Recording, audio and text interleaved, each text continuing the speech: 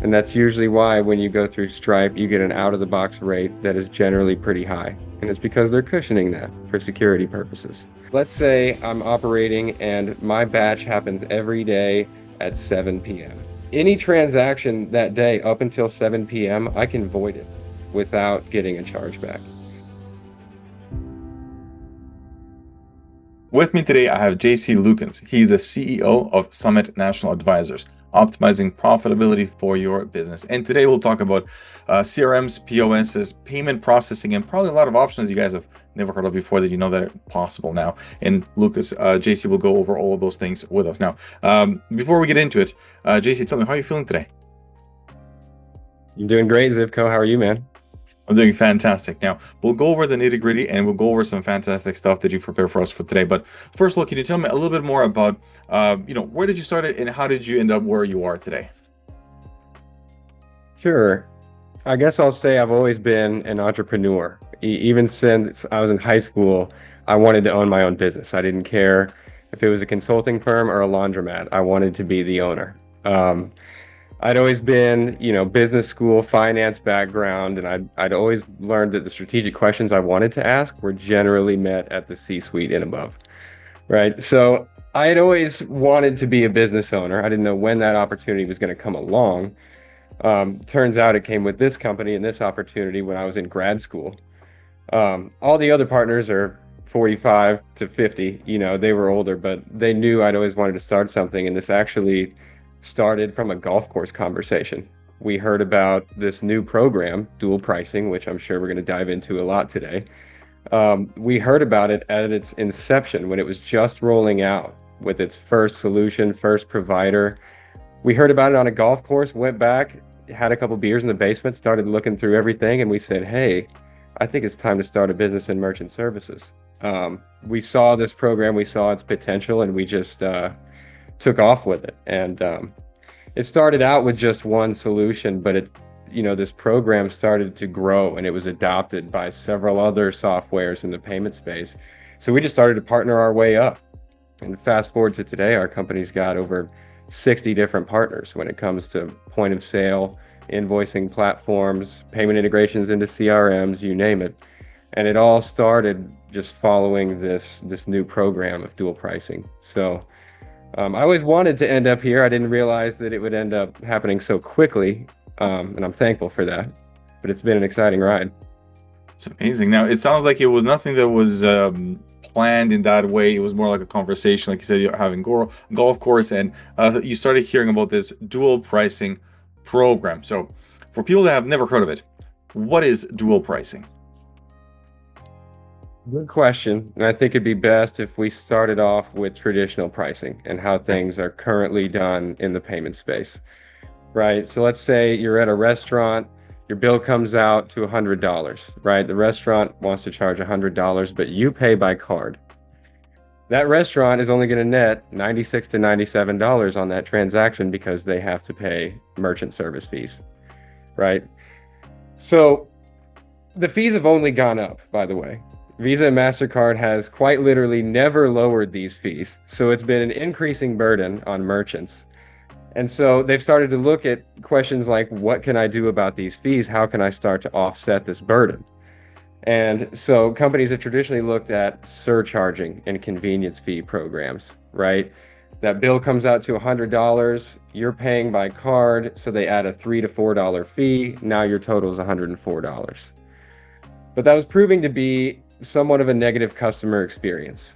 And when you look into the consumer feedback, they were saying things like, it's not the fact that the total was $104. I was always willing to pay $104 for that meal. It's the fact that the merchant made me expect $100, and I expected the total to be a certain price, and then a fee was added. And that's where the negative experience came around, was around the fee. They felt gypped. So this new program, dual pricing, was a direct response to all that negative feedback around surcharging. And basically it removes the fee from the customer experience. So it's a very similar model, dual pricing. I've got a cash price at 100. I've got a non-cash price at 104, but it's plugged into the system to have two prices, right? If I If I buy a burger for $10 cash, it'll show that burger at $10 on the receipt. If I pay by card, it's going to show the price of that burger at $10.40. It's not going to have a little 40-cent convenience fee, right? All the customer sees is tax and total. There is no more fee. And when it comes to the menu price, what are the merchants pricing on their menu? Well, if 80 to 90% of them are spending with card, post that $104, post the $10.40, that higher price, so that nobody is gypped. If I see $104 on the menu, it comes out to $104, I pay by card, I go on my merry way, right? So it's been a much better customer experience, and we saw the market start to adapt to it, and Visa and MasterCard are finally coming out and promoting this as a better way to do it as opposed to surcharging. They've actually allowed it to get around a lot of the compliance laws that have to do with surcharging that make it restrictive. Dual pricing is actually the only program that is legal and compliant in all 50 states, and it's strongly supported by Visa and MasterCard. So we're starting to hit a point where a lot of the softwares are adopting this model, and they're going to be rolling out dual pricing. So I wouldn't be surprised if merchants shortly down the road started to hear about this a lot more.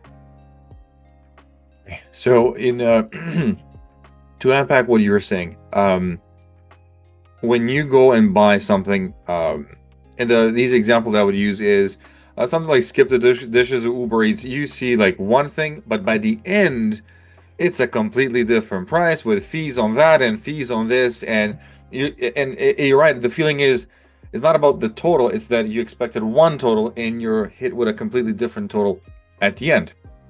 Dual pricing takes the merchant fees, rolls it into one price, so that when you go to someone as a customer, you see the price, that's the price, and on the back end, the business, everything is rolled out and they get proper. This is what you pay for merchants, this is what you pay for whatever the fees are, but the customer just sees one price and it's a different experience in that sense. Is that kind of what dual pricing would be? Exactly. Think of it as a sexier version of a surcharge. It removes the fee from that experience. It generates a better, more transparent customer experience, gives the merchant full control over those costs now. And in terms of compliance, it is better than a surcharge. So it's really all around better for merchants and customers. Now you're saying softwares are starting to roll it out. So when it comes to like integrations and stuff like that, how does that work? Because a lot of people are comfortable with like PayPal, Square, and Stripe or stuff like that. So how does this work if someone's like, yes, I'm a tech business, I have a SaaS, how do I incorporate it? It's a good question. So far, dual pricing has been readily available in the retail and service space. All those companies that need physical equipment like a point of sale system, a handheld terminal, dual pricing has been strong there for years. It started to roll out into the invoicing space, starting with payment gateways. You think of companies like Stripe and Authorize.net, companies like that. However, most companies nowadays need something more advanced than just a payment gateway. A lot of these larger growing businesses are using a CRM or an ERP system. Those are systems like Go High Level, Sage, Salesforce, Oracle NetSuite, right? Up until this point, dual pricing has not been available in the CRM space. And so all those businesses haven't had the opportunity to see those savings. And that's where we've really shifted our focus as a company, and we've started to play in that development game. And we're now a proponent of bringing dual pricing into more settings. So we're developing a payments app right now for Go High Level. It's a CRM. It's an app called Payments Partner, and it will be the first dual pricing app available in the CRM space. So currently, Go High Level has over 2 million businesses using the platform. It's represented by over 40,000 marketing agencies. So for those companies alone, it's going to be a massive opportunity. And we'll be looking to bring it to even more CRMs after the fact. But it's been a waiting game, right? The retail companies are experienced with this. Restaurants have been able to dual price for a long time.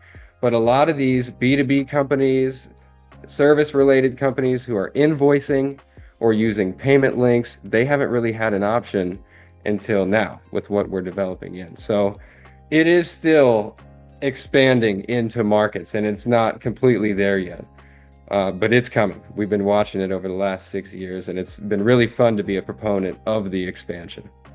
So, Now, when you're looking at dual pricing, when someone that has an agency and they have Go High Level or any CRM that you guys might integrate in the future, it sounds like you're saying when a client pays you, there is the tax you pay, and then let's say Stripe will take a Stripe fee, and then Stripe will take an invoice to create a fee, and then you see the net minus those things. Then you see the net.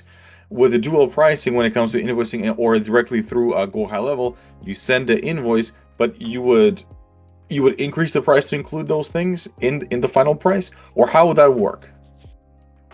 technology does it all itself. So all you would enter is your one cash price for that product. And the technology will adjust the pricing when they pay by card for you. So all you ever enter is your cash price, and this is the best way to think of it. You enter your cash price at the cash margin you want to make, and you will make that same margin regardless of how they pay. Debit card, credit card, Apple Pay, Google Pay, you name it, you will make that cash margin 100% of the time. And that is really the value of dual pricing compared to other programs. It's the only program where you will make the same margin as cash on every transaction. And the system will do all of that for you, right? If you send an invoice for $100, it's going to say, and you're offering card and ACH, it'll say, click here to pay your invoice for $104. If paying by ACH, the total is only $100, right? It will do all of that for you. So it's really the same as using the CRM as you've always used it. It's more of a plugging something out on the back end and plugging in our solution, and that's it. Interesting. That's a very different way, because when we send the invoices now, you don't know, the fees change. You're at the mercy of whatever the monthly is in this time. In this one, at least you have that stability, and you know that that's the cash price. Technology takes care of the rest, and then that's what you can expect, and that's what the client can also expect every single time. Now, if someone is thinking about dual pricing, but says, look, we're heavily integrated with Stripe, it's like directly through our SaaS or PayPal or Square, do they need to stay with those and use your technology kind of in between, or do you completely like take that out and then they go directly through your technology? So we'll completely swap that out for the time being, at least.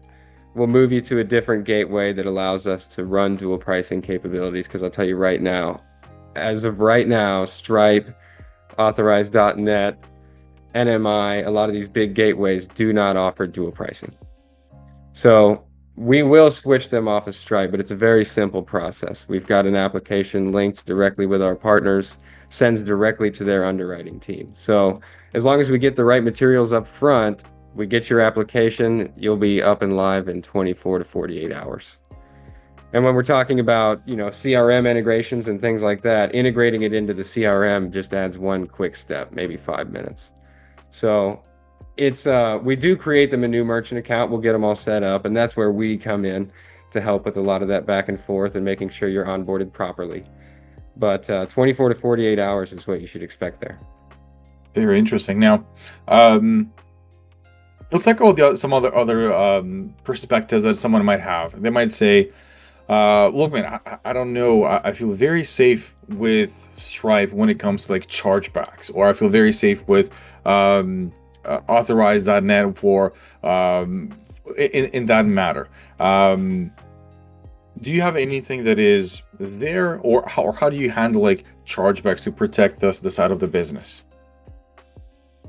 Good question, because chargebacks always come up. And in some industries, they are a necessary evil, I would say. There are going to be some scenarios where you can't get around having a chargeback. Now, I will say this. A lot of the time with Stripe in particular, the underwriting is very lax. In other words, they're going to assume your chargeback risk is very high and they're going to charge you for that. And that's usually why when you go through Stripe, you get an out-of-the-box rate that is generally pretty high. And it's because they're cushioning that for security purposes. You go through companies like Payments Partner and what we've developed and our partners, it's more hands-on with the underwriting. And so we're going to truly assess your chargeback risk. We're going to help you minimize that chargeback risk by looking at your refund policy, right? The ultimate way to get around chargebacks is to say all sales are final, no refunds. But in certain industries, that's not exactly plausible, right? So we will work with merchants to ensure that their chargeback risk is minimized because it is a big hit. It's $20 to $25 per instance, about no matter who you go through. But you're not going to get much guidance with other apps. When you come into Payments Partner and our network with dual pricing, you get a lot more support on that end. So it's necessary evil, like you said, because from a customer perspective, and we are customers, sometimes we switch the hats. It's safer that you know that if someone is trying that you've never worked with and you need to show some trust, worst case scenario, you're always protected. So in that case, it's there. And what you're saying with someone like Stripe, they're so lax that there's no really kind of going through what really happened. They just assume it, you take the hit, and when you go with the payment partner, you actually look at their refund policy. You look at some of the stuff that you have to protect in that case. Outside of a really strong refund policy, what are some other things that people can do to reduce the amount of chargebacks they might experience? Refund policy is mostly what to do with it. There are certain companies that will have a 24-hour grace period on that, meaning if you cancel within 24 hours, you get your money back. That has to do with the batch times, right? Mm-hmm. So if you can void let's say I'm operating and my batch happens every day at 7 p.m. Then any transaction that day up until 7 p.m., I can void it without getting a chargeback. So a 24-hour window is sometimes what people will use there. At the end of the day, it's going to be,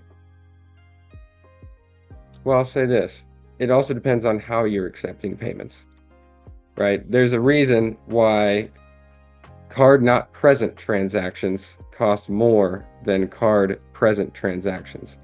If it's a card present transaction, where you and I are together, you're the merchant, I'm handing you my card, inserting into the terminal, well, there's going to be a very low chance for a chargeback there because you see that I'm right there accepting the sale. But if you've got, say, an order form online, I'm selling clothes online and the order could come from anywhere in the country at any time. Perhaps there's a spam bot that orders one, right? So it also depends on just your industry and how you're taking payments. And it's truly case by case there. And we work to support them in minimizing that risk based on their industry and how they're taking payments. And if we need to suggest other methods of payment to make things safer, we will. It's the batch transaction. That's a very interesting one because it gives you that 24-hour window to void it before going into like a chargeback situation. Everybody's happy in that place. Now, there's a reason why we keep mentioning 2 or 3 names all the time because it feels like a monopoly. Like you have QuickBooks. If you're using anything to do with bookkeeping, 90% of the time is QuickBooks. Maybe if you use 0 accounts here or there, but it feels like the prices just keep increasing, and it feels like it's like a monopoly situation with Stripe, PayPal, QuickBooks, throwing a couple of players there as well. Is there any logic, or what do you see on your end that these companies are saying, hey, this is why we're increasing fees consistently? I'm glad you brought this up because it turns out that PayPal and Intuit QuickBooks are the most expensive platforms when it comes to accepting payments. They charge the highest merchant service fees, and it's all because of security and fraud detection. It's at least what they say. The major driver of cost, the actual technology to process a payment has rapidly improved, especially with AI. The problem is there comes a lot more security and fraud detection with advancements in technology and AI. So a lot of what you're paying for is back-end security. It's really not user functionality. And when you go through the big boys who are spending the most amount of money on that, they tend to pass that through to the customers. That's why PayPal and QuickBooks are some of the most expensive platforms. But at the end of the day, with advancements in technology, point-to-point end encryption security is readily available in most technologies. And you can get a lot better custom pricing by going through companies like Summit National and Payments Partner and other brokerage firms that have more control over the pricing. When you work with someone like PayPal or QuickBooks, it's hard to get around that out-of-the-box rate that they're charging everybody, where they are cushioning in security and fraud detection and all that, because most of the time a small business doesn't have enough leverage in that conversation. And so it helps to bring in a party who's working with the processors every day, talking to them about different accounts who have more control over the pricing. And generally speaking, we can save those merchants a ton of money just by getting them off of PayPal, regardless of dual pricing programs. So when we're talking about, this is an interesting area I want to go into.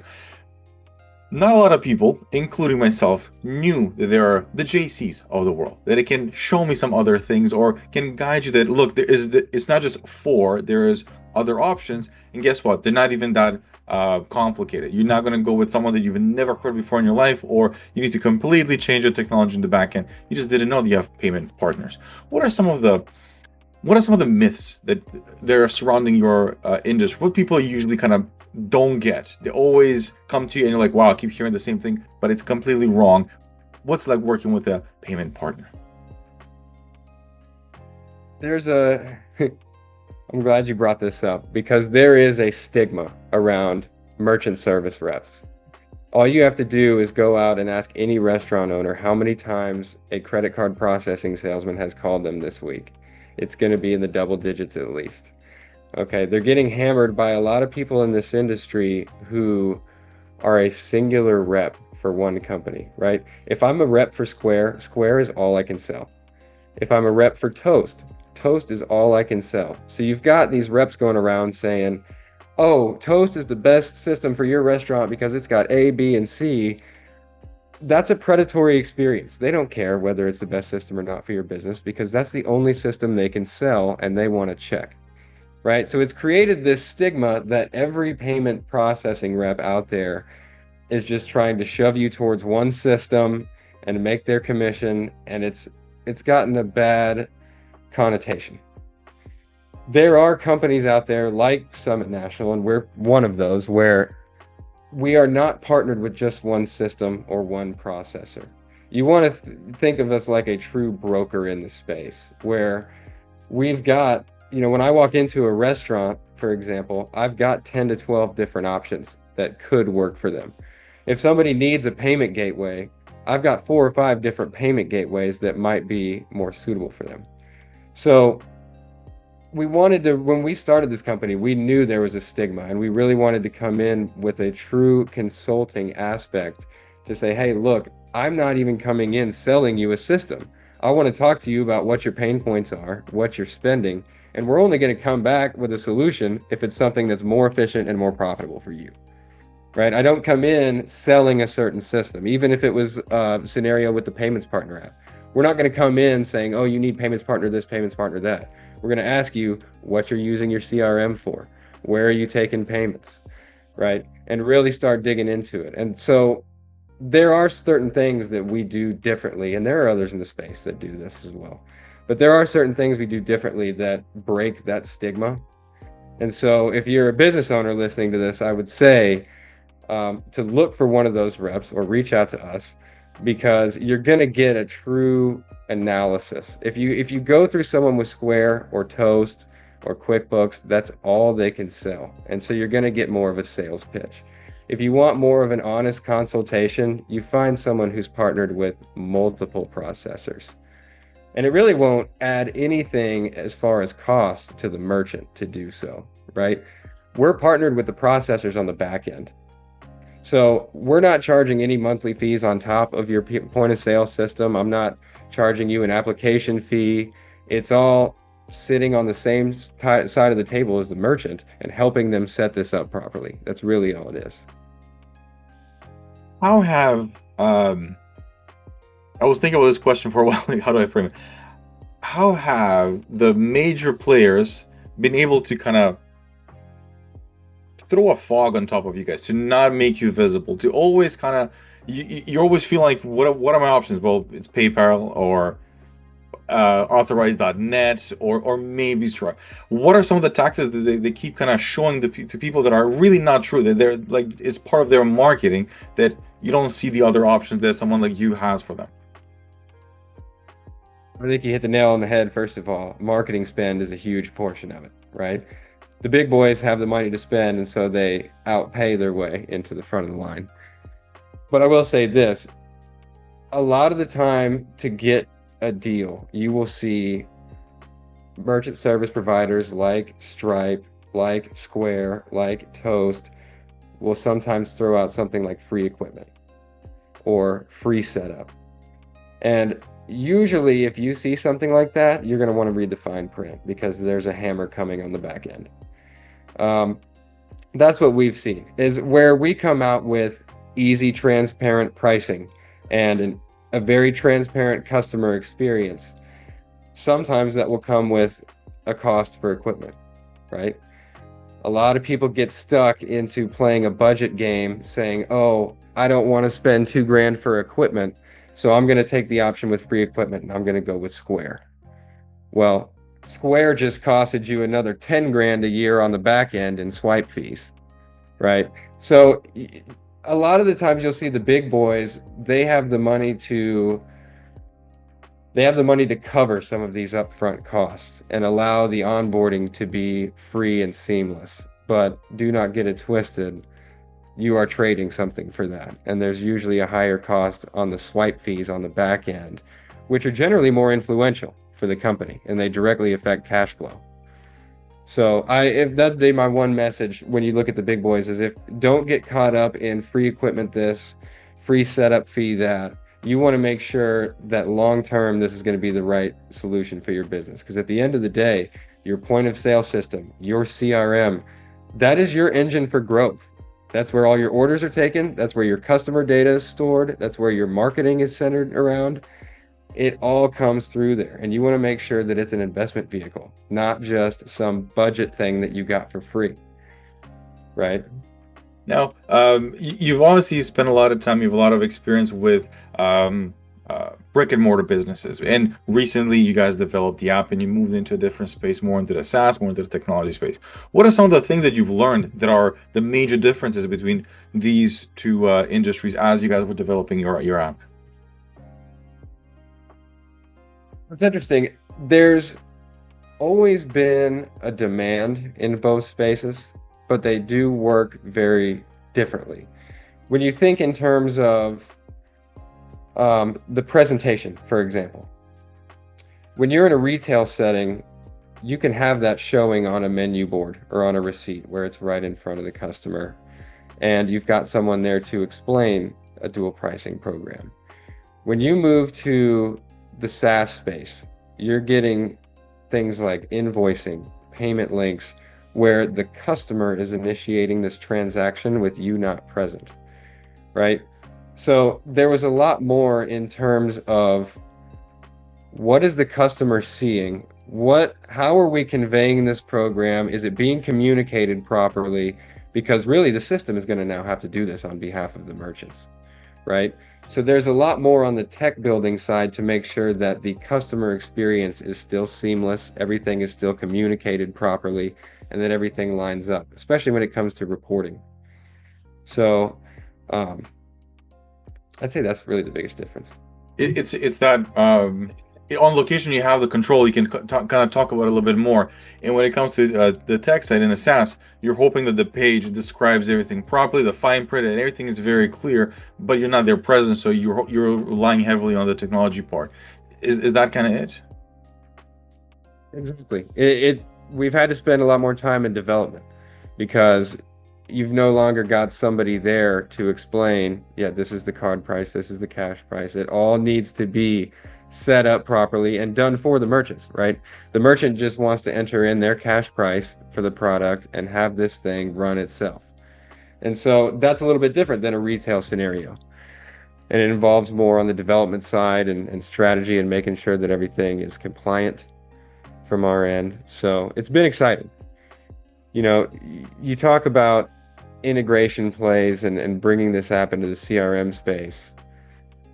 There's a lot more volume and a lot more money to be saved in the B2B space. When everyone thinks about credit card transactions, they think of going to a restaurant, going into a department store, right? Going into a grocery store, all those card present transactions. 80% of all credit card volume is B2B. It's those larger transactions, B2B, which are usually run through CRMs and ERP systems, right? And up until now, those companies really haven't had an opportunity to dual price and achieve those savings. So it's a really big opportunity. It did involve a lot more on the development side to make sure things were ready, but the demand has always been there. When you look at contractors, cleaning companies, marketing agencies themselves when they're billing through these CRMs, right? Everyone who's using those systems has not had the opportunity to do this before. So it's going to be big. We're excited. I had no idea that 80% of transactions are B2B. Like that blew my mind because I was gonna say, you know, when you think about like fashion and apparel and retail, like online purchases, you think like the volume is like super high, but it's always on the B2B side. Now, when you were developing this thing, there was a lot of new experiences and new learnings for you and for your company.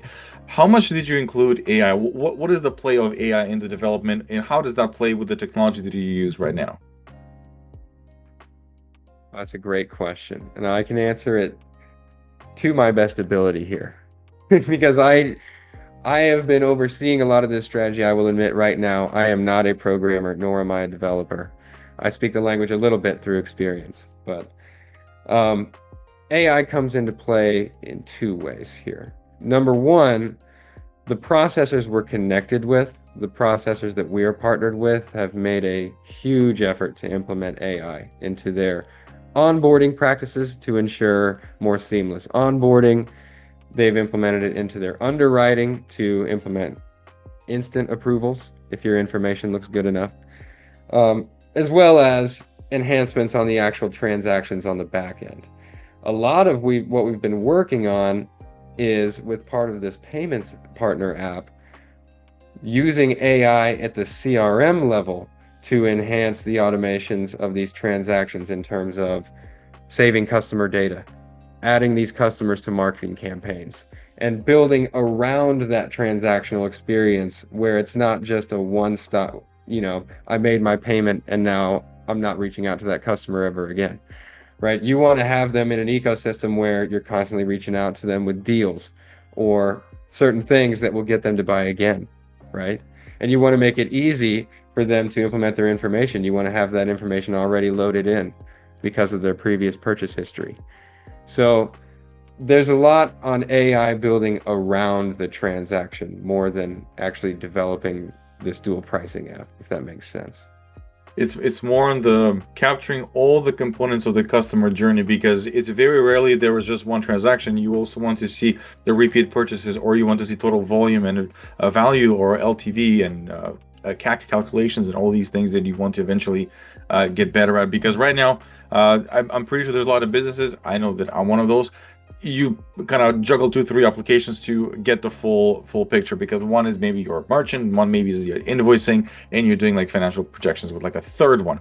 The application that you guys have developed, how much does it bring into one thing? So how much would you say, like if you have like 4 or 5 things, you're basically putting them all in one, or how much can someone streamline, if you will? That was a great question. I'm glad you asked it, because that was our intention with this payments partner app, was to create that network where everybody comes together and it synergizes everybody. So payments partner is going to bring together the merchant, the processor, the payment gateway, the CRM, and the marketing agency. So the merchants are going to be using this platform. They're going to be using the app, and it's going to be synced with their CRM and the processor. All the data will sync. But it's also an opportunity for the marketing agency on Go High Level to now add a revenue stream and join this opportunity. So we've got, with this rollout, we're rolling this out to the top agencies on Go High Level, and we're presenting them with an opportunity to now make a referral commission on their book of business, on their payments. Right now, with Stripe, they don't have anything set up. You're kind of just throwing that to Stripe into the void, and Stripe handles everything.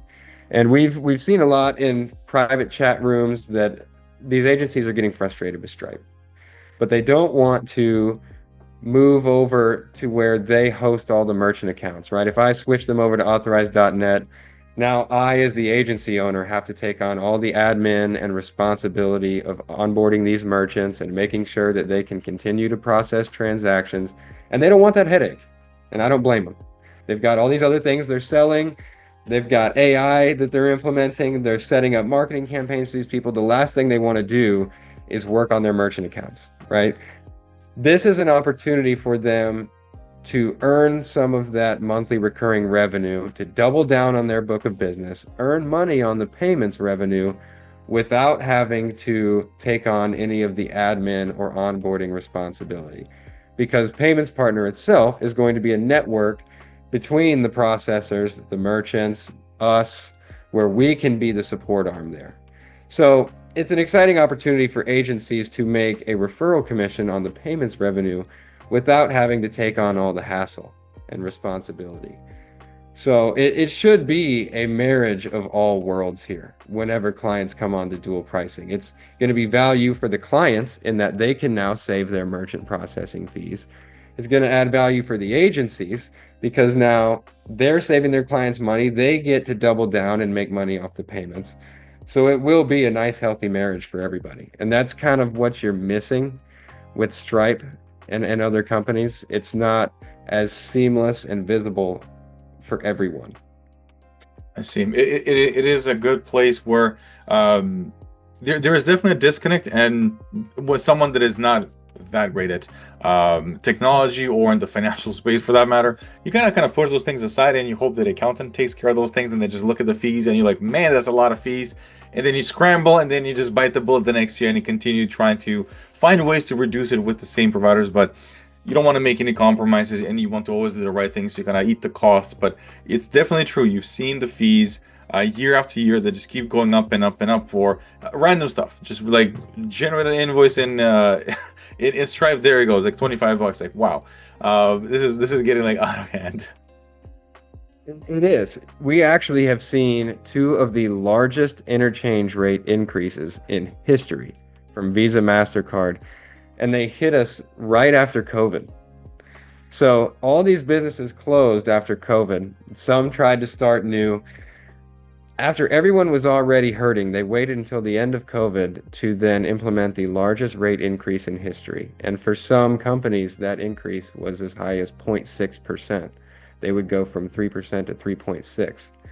And these fees have gotten so high. I mean, you look at just a small family-owned restaurant, one location. Even they are now spending 30 to 40 grand a year in merchant service fees. You start looking at some of these larger businesses doing 10 million a year. This pays salaries. You know, it's for some industries, merchant service fees are the second highest operating cost only to labor. So it's gotten to a point where you can understand why merchants are looking at different programs to offset these fees. They have only gone up. It's a constant erosion to their bottom line. And a lot of these providers aren't helping them out. So it was only a matter of time. That's why we joined the industry right when we saw this program, because we saw this is the only legal and compliant way to completely get rid of this worry and make the same as cash every time. And it provides some simplicity and control for the business owner. And what we found is that the customer experience has been fixed compared to surcharging. So it really hasn't had any impact on sales or what your customers are doing. They still swipe those cards, right? And that was the big thing I think Visa, MasterCard needed to see before they started really promoting this program was, how is it going to do in the field, and is it successful? Do customers enjoy this experience? And now that we've seen that, their system's going gangbusters. I mean, there are new processors trying to roll this out right now. So merchants are going to start seeing more of this. I think they should definitely consider it because the fees are only going to go up. There's another increase planned next year. So if you really want to get a control of your margins, you should look at this. And we're excited because now the CRM space has an option. So I believe we covered all that there. I'll let you keep moving. Yeah, you're absolutely right because I think there's a lot of people that will be worried about what does that look like? Do I increase the price and how does the customer react to that? I know that my wife went to Australia to a wedding for her cousin and she was surprised to see just one price. It's higher when you look at it the first time, but then once you start like doing the numbers, like wow, it's the same price that I would pay here, but it's just in Australia, it's one and all. Like there is nothing, no fee, no nothing on top of it. That's what you see. That's what you pay. When you see it, it might feel like that's a lot, but the moment you spend like 2 seconds, you start to understand it's just one all in one, and that's what you always pay at the end. You're not getting this feeling that I said one thing and then the total is a completely different one, and it feels dishonest, but the business doesn't have that intention. It's the fees that keep fluctuating that you're trying to kind of stay with this, but they fluctuate so much that sometimes you have no kind of control, especially when we talk about like invoicing, because that's what I can speak more on. When it comes to invoicing, you have no control. Like they change it, that's the invoice. So most of the time you just kind of eat the cost and you hope that the next one will not be as bad as the previous one. Right. And I will say it's gotten to the point where I totally understand. If I come across somebody who's surcharging, I'll tell them, look, your head's in the right place. I can understand why you are frustrated paying these fees and why you're looking for options to offset those fees. Let me show you something better. Because you look at it, these companies are, if I'm a roofing contractor and I charge somebody 20 grand, if they swipe their card, I just lost $600 in margin just because they swiped the card. So you can see why companies would want to surcharge, but when you look at the customer experience, you mentioned it with Uber Eats and DoorDash, right? Fees, fees, fees. Same with Expedia and Ticketmaster and all those, right? That's where the negative experience comes from. If Expedia told you the trip was going to be $500 up front, it'd be great. But instead they tell you it's going to be 200 and then here's this fee, here's that fee, and you feel gypped. Nobody would have that experience if Expedia just posted that price up front. And that's where the transparency of it, that's why this program started. It was a direct reaction to surcharging. And so Visa, MasterCard is now promoting it. You're going to see it a lot more. I don't think we're going to see surcharging go away. But you're going to see the emergence of dual pricing in a lot more of these payment gateways, point of sale systems, CRMs, and it's coming. I think you're absolutely right because when we look at the Expedia experience, we had a trip a couple of months ago. You do go to the last page to see the total. Like that's the behavior that we have now. Is at least I'll speak for myself. You click all the way because I want to see what is the total because the price that I see, I have a feeling this is not the total. So you still go to the end. So as someone that is a business owner, if you feel like I'm going to lose clients, that's not the case. You still look at the total. You still want to see what the total is. And if in the beginning you're like, this is the price, and you click, total is the same price, fantastic. I know what I agreed. That's what I want to do.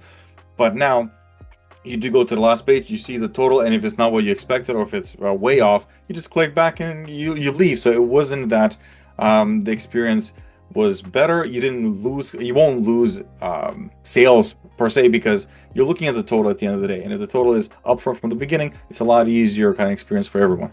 Now, JC, if someone is listening to this and like, this is pretty cool, I want to find out a little bit more about it and maybe get on some sort of a waiting list for when your app drops for Go High Level. How do people get a hold of you to work with you?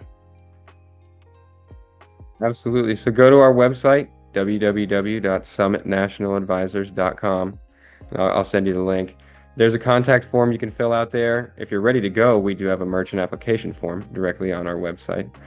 But you can use that time to book a call with me. We'll reach out to you and we'll start the conversation. We do treat everybody like a case-by-case basis, so it'll be a one-on-one consultation. Awesome. I appreciate it. JC, thank you so much for the time. I've learned a lot. I hope people understand you do have options. You don't have to just eat the cost month over month, and hopefully they get in touch with you and learn a little bit more about this dual pricing, because I think it sounds very interesting. So appreciate the time and wish you all the best. Awesome. I appreciate it, Zivko. Have a good one.